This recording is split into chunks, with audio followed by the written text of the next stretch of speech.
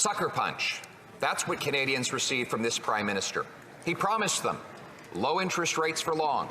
He said debt was without consequence and that the budget would balance itself. None of those things came true, and interest rates are now 19 times higher than they were a year ago. Wow. The Governor of the Bank of Canada, the former Liberal Finance Minister, countless other experts agree that the Prime Minister's deficits are ballooning inflation and therefore interest rates. Families have to plan their finances. So will he indicate how much will the average family see their monthly mortgage payments go up over the next 3 years? How much? The Right Honourable Prime Minister. Mr. Speaker, while the Bank of Canada continues to do its job to drive down inflation, which is going down, we will continue to do our job to be there to support Canadians who need it, with investments in things like dental care, in a grocery rebate, in supports for low-income renters, and the kinds of things that Conservatives would be cutting instead. Canadians are hurting, and the Conservatives' answer is cuts to programs, cuts to supports for families, cuts to Canadians at a time they need it.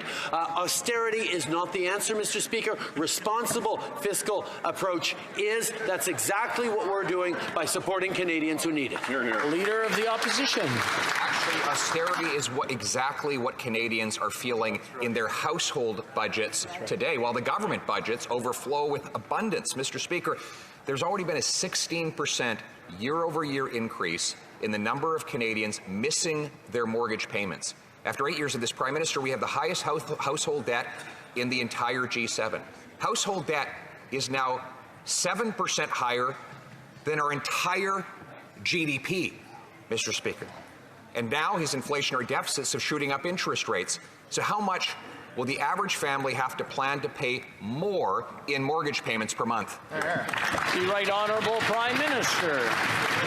Straight, Mr. Speaker. Canada has the best debt-to-GDP ratio in the G7. We have the lowest deficit in the G7, but the Leader of the Opposition wants us to do far less to support Canadians who need it right now. That's exactly backwards, Mr. Speaker. Here, his pursuit of ideological gains is hurting Canadians. We are going to continue to be there in responsible, targeted ways, keeping our fiscal responsibility at the center of what we do while we support Canadians in targeted, non-inflationary ways. That's what Canadians need right now. Hear, hear.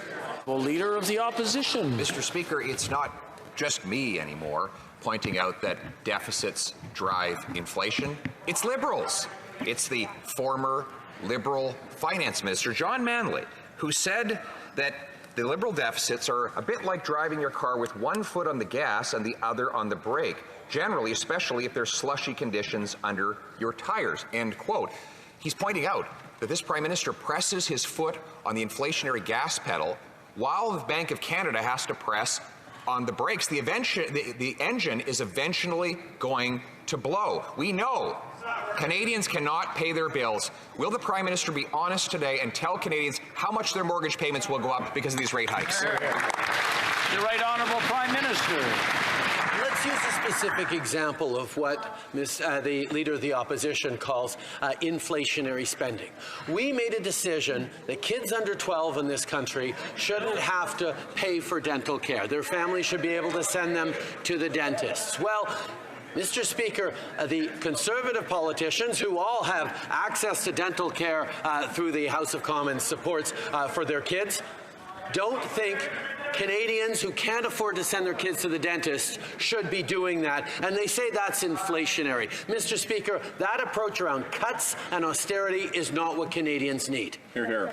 Asked by my associate finance shadow minister if deficits had been smaller, would inflation have been lower? And the Bank of Canada president answered, governor answered, yes. He also said inflation in Canada is increasingly reflecting what's happening in Canada. Former Liberal Premier of Nova Scotia said, on the inflation side, if governments both nationally and subnationally continue to spend beyond their means, spending to pay the credit card of the government of today, they are going to continue to have inflation that continues to increase. If he won't believe me, will he at least believe his officials and his Liberal friends? The Right Honourable Prime Minister. Mr. Speaker, I believe this is the first time we've heard the Leader of the Opposition even indirectly criticize provincial governments that are racking up significant spending that is inflationary. On the federal side, we have been very cautious about targeting the measures so that they are not contributing to inflation, even as we continue to support Canadians, to support families, to support seniors, to support workers with measures that, on top of that, the Leader of the Opposition is excited about filibustering and blocking tonight. Mr. Speaker, we're going to be there to help low-income workers despite their political games. The Honourable Leader of the Opposition. Mr. Speaker, it's not just the Governor of the Bank of Canada who says deficits contribute to inflation. It's not just the former Liberal Deputy Prime Minister and Finance Minister John Manley who says that deficits contribute to inflation. It's his own actual Finance Minister and Deputy Prime Minister. She said that deficits pour fuel on the inflationary fire. And that's exactly what she did with this budget. $60 billion in additional inflation. That's $4,200 per family, which now has led to higher interest rates. Will he announce a plan and a deadline to balance the budget to bring down inflation and interest rates? The Right Honourable Prime Minister. Mr. Speaker, the Bank of Canada is acting to bring down inflation, and it's working. Our inflation is coming down. At the same time, our job as a government is to be there to support Canadians, to be there with supports for families, be there with supports for kids who need dental care, be there for supports for Canadians who are struggling right now. The Conservative approach is to cut programs, to cut supports for Canadians, at the same time as we are standing up to help Canadians through this difficult time and out to the other side. The Leader of the Opposition. Mr. Speaker, it's clear that the Prime Minister's staff handed him a stale briefing note because inflation is actually rising. It was up in the most recent reported month. Just so happens that that month followed the introduction of the $60 billion of brand new, above and beyond inflationary spending by this minister. We now know that deficits contribute to inflation, which raise interest rates. And he's right, the Bank of Canada is trying to bring down that inflation while he continues to pour the gas on the fire. Will he stop that irresponsible practice and deliver a balanced budget to bring down inflation and interest rates? The Right Honourable Prime Minister. Mr. Speaker, at least the Leader of the Opposition is consistent in not letting facts get in the way of a good political argument, whether it's on climate change, whether it's on foreign interference, or whether it's on the Bank of Canada and inflation. He's continuing to fearmonger. He's continuing to amplify erroneous fears that Canadians have at the same time as we are delivering supports in a targeted way. We have the lowest deficit of any G7 country. We have the lowest debt to GDP ratio of any G7 country. We are continuing to be there for Canadians in a non-inflationary way that is targeted and right. The Leader of the Opposition. Erroneous fears? Wow.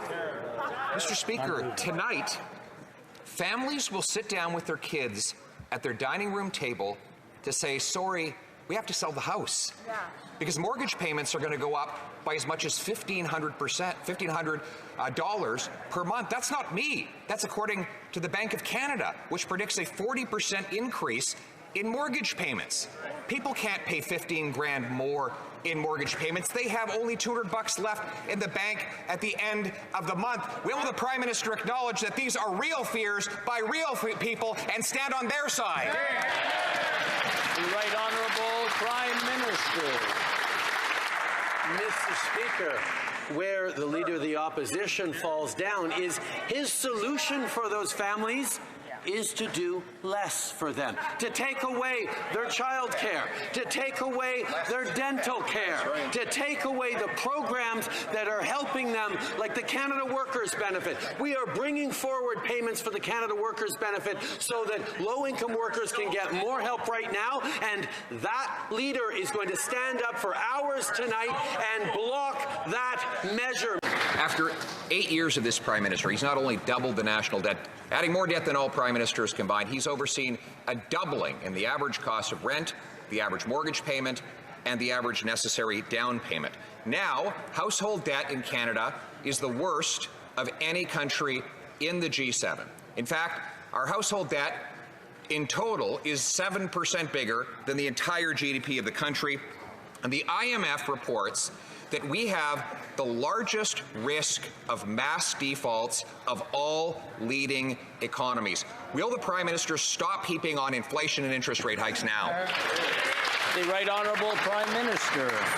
Speaker, the Canadian government has the lowest deficit in the G7, the best debt-to-GDP ratio in the G7, and yet Canadians are struggling. And we propose to send them more direct help, including with an ability to get tax refunds on their tools for tradespeople, help with the Canada Workers Benefit, other measures to help homebuyers. And Conservatives say no. We should be cutting programs. We should be sending less help to Canadians during this time. It's completely illogical and irresponsible, and yet they're standing up and blocking our budget. That's right. The Leader of the Opposition. He's not sending any help. Everything he spends, he has to take. It reminds us of when he said he was going to take on government debt so that Canadians wouldn't have to. Well, now they're stuck with twice the national government debt and the biggest household debt of any country in the G7. At the time, the Prime Minister flooded the economy with cheap cash, which increased housing prices and therefore mortgage debt. Now Canadians have more debt than at any time in our history, more debt than the size of our entire economy, and they're hit with a 19-fold increase in interest rates. How will they ever pay their bills? The Right Honourable Prime Minister. Mr. Speaker, for every now and then, for the Conservative leader to remind us all that he wouldn't have been there to help Canadians through the depths of the pandemic. He wouldn't have been there to support families or small businesses or get our economy rolling again. He was part of the Stephen Harper government that let the 2008 pandemic linger for 9 years before we recovered jobs, and yet this deeper recession had 2 years to bounce back to full employment. We are going to continue to be there for Canadians to support them while he's proposing cuts and less support for Canadians when they need it most. The Honourable Leader of the Opposition. We were the last to go in and the first to come out of the great global recession. We left the country with a balanced budget, and housing costs were half of what they are today, and not to mention that food price inflation never went above 4%. That is a far superior record to what this Prime Minister has delivered. He's doubled housing prices, doubled the cost of a mortgage, doubled rent costs, sent 1.5 million people running to the food bank, and now he proposes another $60 billion of inflationary deficits or $4,200 in extra cost to Canadians. Will he do what he promised to do just 6 months ago and give a date for a balanced budget? The Right Honourable Prime Minister. Speaker, 2.7 million Canadians lifted out of poverty since 2015 because of supports and investments this government made, at the same time as we've seen millions of jobs created and the lowest unemployment in generations. The fact is, Mr. Speaker, we're going to continue to be there in targeted, non-inflationary ways to help Canadians while the Conservatives continue to stand in the way of more help to Canadian families who need it right now. We have an approach that is growing the economy, creating great jobs, and supporting Canadians at the same time. Hear, hear. Honourable Leader of the Opposition. There he goes again, totally out of touch. Says Canadians have never had it so good.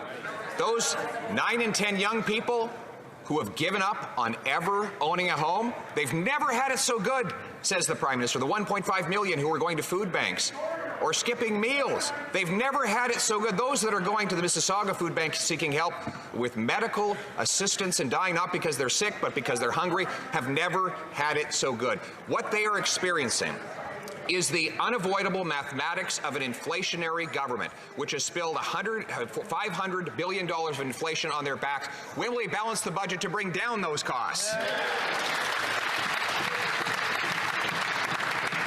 Before I just want to remind the honourable members, just because they change sides and go to another part of the room doesn't mean I can't hear them.